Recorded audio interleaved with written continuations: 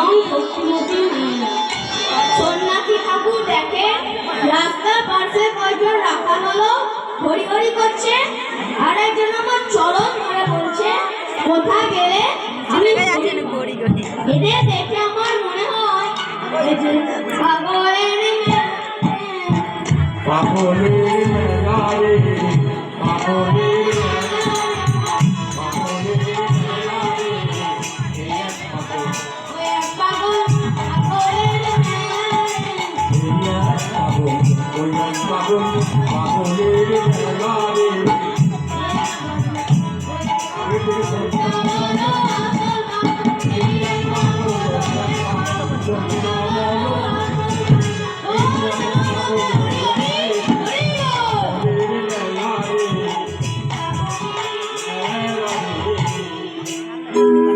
সন্ন্যাসী ঠাকুর ধ্যান যোগে জেনে নিয়ে বলছে এই ছেলেটা আসল পাগল।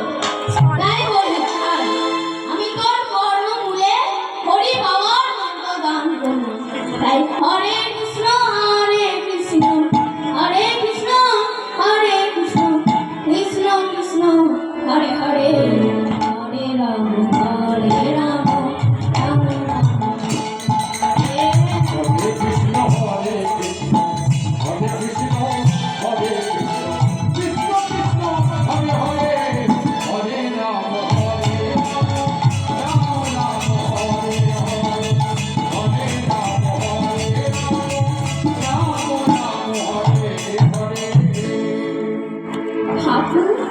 তুমি যখন আমার কর্ণমূলে হরি বাবার মন্ত্র গান করবে তাহলে তো তুমি আমার গুরুদেব।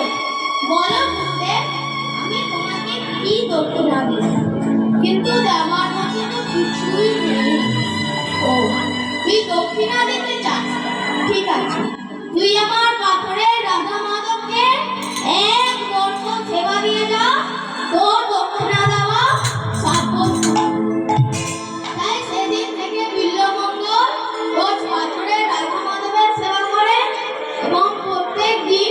গুরুদেবের সেবা দেখতে দেখতে এক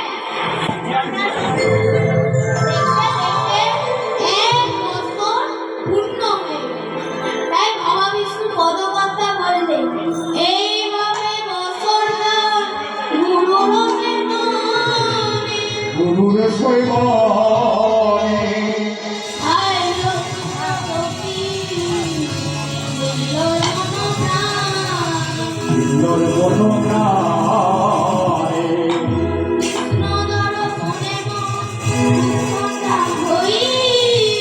উৎকণ্ঠা হইল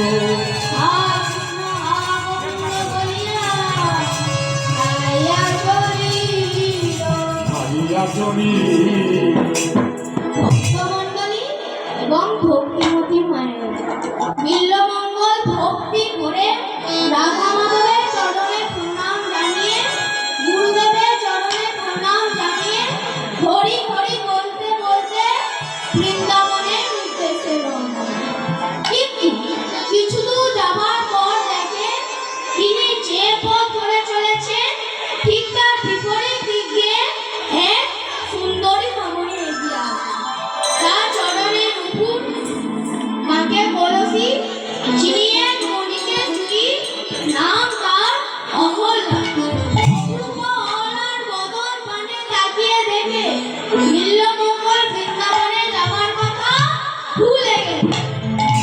আর মনে মনে বলে উঠল ঝুমঝুম আওয়াজ করে কে গো চপলা।